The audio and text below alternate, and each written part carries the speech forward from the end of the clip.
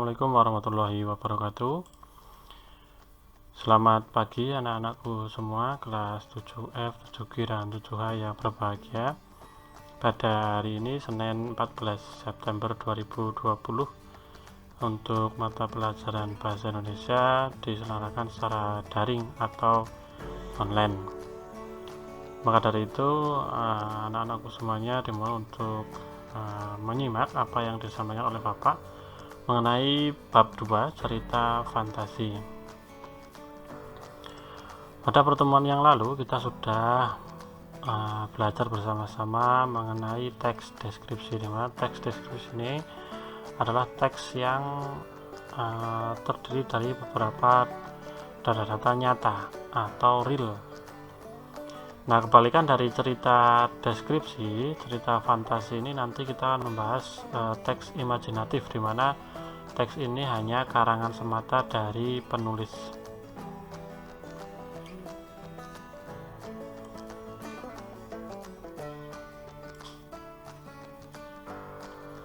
Nah, pada kesempatan kali ini nanti kita akan belajar bersama-sama mengenai teks deskripsi, di mana setelah pembelajaran pada pagi hari ini diharapkan kalian dapat mampu memahami unsur-unsur teks fantasi. Kemudian yang kedua, mampu menceritakan kembali isi cerita fantasi secara lisan maupun tertulis. Kemudian yang ketiga, kalian dapat mengomentari cerita fantasi dari segi struktur bahasanya. Dan yang keempat, membuat cerita fantasi secara tulis maupun secara lisan. Nah, untuk pembahasan yang pertama mengenai pokok bahasan yang akan dipelajari, yang pertama nanti kita akan belajar bersama-sama unsur teks narasi atau cerita fantasi. Kemudian yang kedua, menceritakan kembali teks narasi atau cerita fantasi sama saja ya. Setelah kalian membaca cerita fantasi, nanti kalian diminta untuk menceritakan kembali. Kemudian yang ketiga, struktur dan kebahasaan dari teks narasi atau cerita fantasi tadi, strukturnya bagaimana. Kemudian yang keempat, membuat cerita fantasi secara lisan maupun tulis. Nah, jadi nanti kalian di akhir bab akan diberi pengetahuan ya, mengenai bagaimana cara membuat cerita fantasi baik secara lisan maupun tulis yang benar, yang baik dan benar. Nah, kemudian untuk selanjutnya, ini konsepnya bahwa cerita fantasi itu sama dengan cerita narasi. Ini yang perlu kalian ketahui. Yang pertama, bahwa fantasi adalah cerita fiksi atau khayalan, jadi hanya imajinasi penulis ya, imajinasi yang diciptakan oleh penulis. Jadi ketika akan membuat cerita fantasi atau cerita narasi ini, maka penulis harus memiliki konsep cerita yang jelas. Meskipun itu fantasi atau karangan, tapi penulis ini harus memiliki konsep yang jelas. Alurnya mau seperti apa, jalan ceritanya mau bagaimana, tokoh-tokohnya siapa saja, itu harus jelas. Nah, ini ada beberapa contoh cerita fantasi yang sudah kalian kenal ya. Nah, sebenarnya cerita fantasi itu ada bermacam-macam. Kalian melamun itu juga termasuk cerita fantasi, tapi fantasi yang pasif atau hanya sekedar impian belaka tanpa ada langkah nyata. Berbeda dengan cerita fantasi aktif ya, dimana meskipun penulis ini memiliki fantasi atau memiliki imajinasi, mereka kemudian menuliskan dalam sebuah cerita, jalan cerita yang bagus. Contoh seperti di sini ada Gundala, ada Wiro Sableng. Nah, ini yang dibuat dalam bentuk film, ini fantasi. Juga ada dalam bentuk tulisan seperti Kecil-kecil Punya Karya, ini yang mengarang anak seusia kalian. Jadi usia SD, usia SMP kelas 7 itu banyak sekali karya-karya terkenal yang penerbitnya juga terkenal ya, Mizan. Kecil-kecil punya karya. Jadi ini contoh cerita fantasi secara aktif. Nah, apa saja ciri-ciri cerita fantasi? Yang pertama, cerita fantasi ini memuat cerita aneh.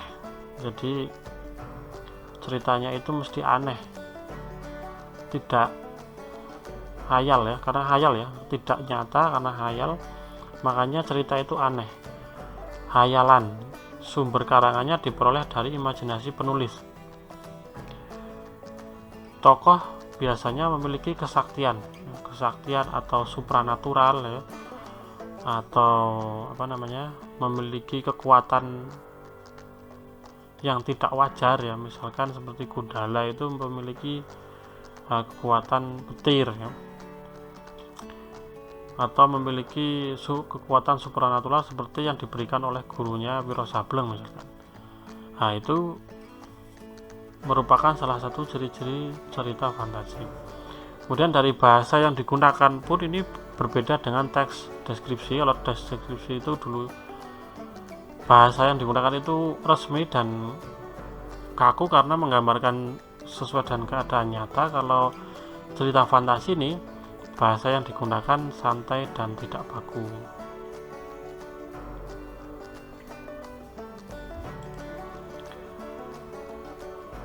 Nah, ini cerita fantasi berdasarkan kesesuaian dengan dunia nyata. Jadi meskipun hayalan, ada beberapa settingan yang disesuaikan dengan cerita nyata. Misalkan seperti pada film Gundala yang sudah kalian pernah tonton.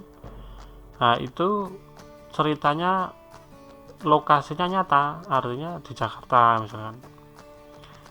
Tapi ceritanya itu fiktif atau tidak nyata.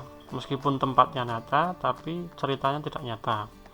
Ini digolongkan dalam cerita fantasi sebagian karena cerita fantasi yang terlibat di situ menggunakan nama dan tempat yang ada dalam kehidupan nyata ya, itu tempat ya, terutama tempat yang ada dalam kehidupan nyata, termasuk pekerjaan-pekerjaannya. Ada yang bekerja sebagai satpam, tukang servis kan, preman, ada pasar di situ juga ya, dan seterusnya. Ini fantasi sebagian. Kalau fantasi total ya semuanya ada, semua yang ada dalam cerita itu merupakan hasil karangan sehingga tidak terdapat dalam kehidupan nyata, real ya, tidak ada dalam kehidupan nyata, imajinatif artinya. Seperti contoh film Doraemon ya. Kemudian apa misalkan ya, Doraemon itu kan dia tidak nyata sama sekali ya. Nah, kemudian selanjutnya jenis cerita fantasi berdasarkan latar atau tempat ya. Latar itu tempat cerita. Ada beberapa penggolongan ya berdasarkan latarnya, bahwa latarnya mengambil latar waktu masa lampau ya, waktu sezaman dan lintas waktu. Kalau masa lalu maka berisi cerita masa lalu, artinya cerita itu biasanya diawali dengan kalimat pada zaman dahulu. Nah, misalkan ya, contohnya ini dongeng tentang raja-raja, hikayat ya, ini cerita pada zaman dahulu, pada waktu lampau. Kalau sezaman biasanya cerita fantasi ini terjadi pada waktu sekarang, baik tempat maupun tokoh menggunakan settingan waktu sekarang. Contohnya bisa berupa novel maupun cerpen ya. Ini baik baik settingannya, baik waktu maupun tempatnya pada waktu sekarang ya. Kemudian kalau lintas waktu bagaimana? Bahwa cerita fantasi yang terjadi pada zaman yang akan datang. Biasanya ini penulis mengambil settingan waktu sekarang ya, tapi isinya ya, ceritanya dibuat sekarang, tapi isinya ini bercerita tentang masa depan. Ya, jadi semacam itu. Seperti contoh, kalau kalian tahu film Gundam ya, cerita tentang Gundam, atau cerita tentang apa lagi ya kan, Doraemon itu juga termasuk realitas waktu. Nah, itu beberapa cerita fantasi berdasarkan latar atau tempat cerita, bisa diambil tempat sekarang, masa lalu, maupun yang akan datang ya, waktu. Kemudian unsur-unsur pembangun dari cerita fantasi. Jadi dalam membuat sebuah cerita fantasi tentunya tidak sembarangan. Kita yang pertama harus menentukan tema. Tema apa? Tema yaitu ide yang paling mendasar yang menjadi acuan untuk mengembangkan suatu cerita. Artinya kita harus punya ide terlebih dahulu. Mau bercerita tentang apa? Cerita fantasi akan kita buat itu, misal tentang pahlawan, atau misal cerita tentang anak sekolah yang berprestasi misalkan, atau cerita tentang kehidupan seorang raja, atau cerita tentang hewan, itu juga bisa. Kemudian alur atau jalan cerita. Nah, jadi di dalam cerita nanti kita harus menentukan bagaimana peristiwa-peristiwa itu berkaitan satu sama lain ya. Bagaimana cara kita menyusun peristiwa-peristiwa yang akan tergambarkan di cerita. Misalkan pertama ya, ada seorang, kita mau bercerita tentang kehidupan seorang raja.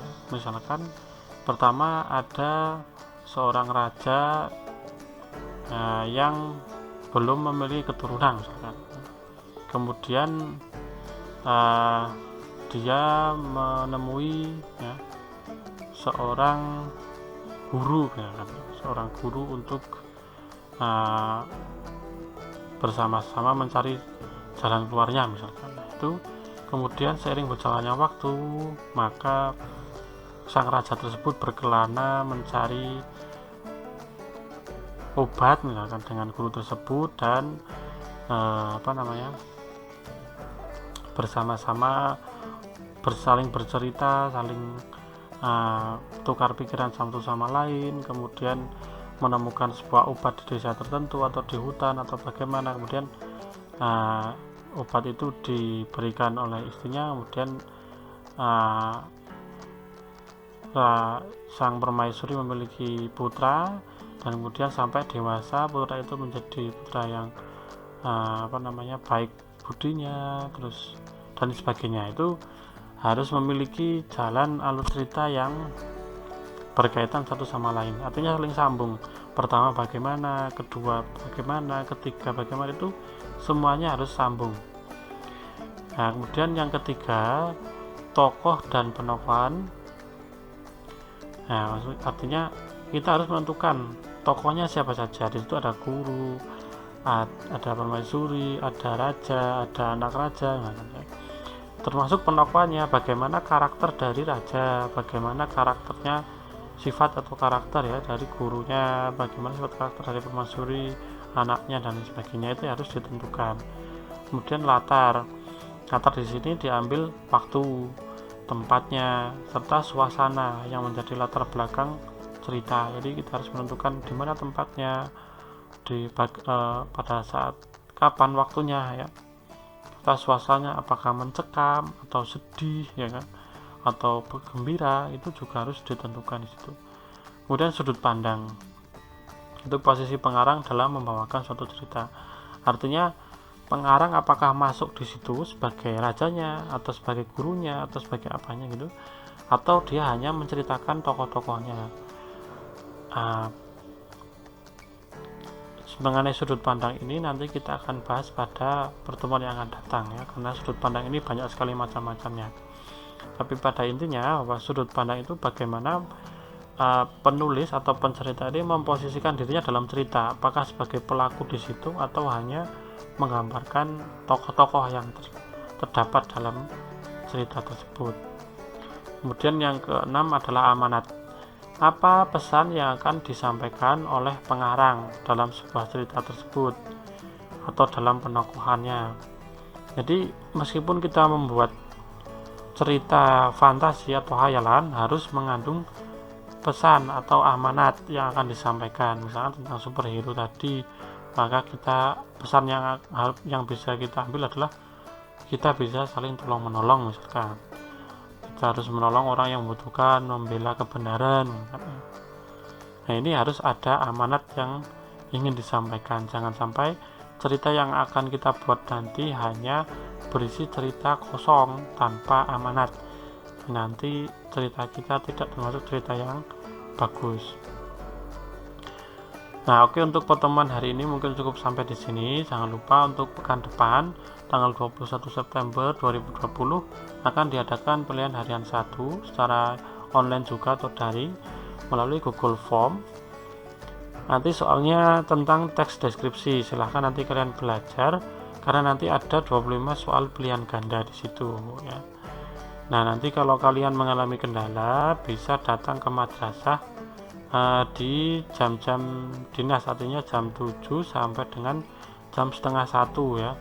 Nanti kalian di sana bisa Bapak tunggu untuk misalkan ada materi yang kurang paham, itu bisa datang ke sekolah dengan menerapkan protokol kesehatan. Artinya kalian harus pakai masker, tetap jaga jarak, dan kalian nanti diminta pula untuk memakai sepatu dan kaos kaki ya. Seragam boleh tidak ya. Yang penting bebas tapi sopan ya. Tidak menggunakan kaos ya dan sandal, tidak boleh. Ya, demikian yang bisa Bapak sampaikan untuk pertemuan hari ini. Tetap semangat pokoknya. Jadi kesimpulannya bahwa teks narasi itu sama dengan teks cerita fantasi. Artinya cerita fantasi itu adalah cerita yang berisi tentang khayalan ya. Kemudian ciri-cirinya ya, yang pertama bersifat fiktif ya, kemudian aneh ya kan. Kemudian biasanya tokohnya memiliki kesaktian dan bahasa yang digunakan adalah bahasa yang santai. Kemudian berdasarkan kesesuaian dengan dunia nyata, ada dua jenis, cerita fantasi total dan fantasi sebagian. Kalau berdasarkan latar atau settingan waktunya ada 3, yaitu masa lampau, sezaman, dan lintas waktu. Kemudian unsur-unsur intrinsiknya cerita fantasi ada 6, yaitu tema, alur, tokoh dan penokohan, latar, sudut pandang, dan amanat. Ya, saya akhiri untuk pertemuan hari ini. Selamat pagi dan assalamualaikum warahmatullahi wabarakatuh.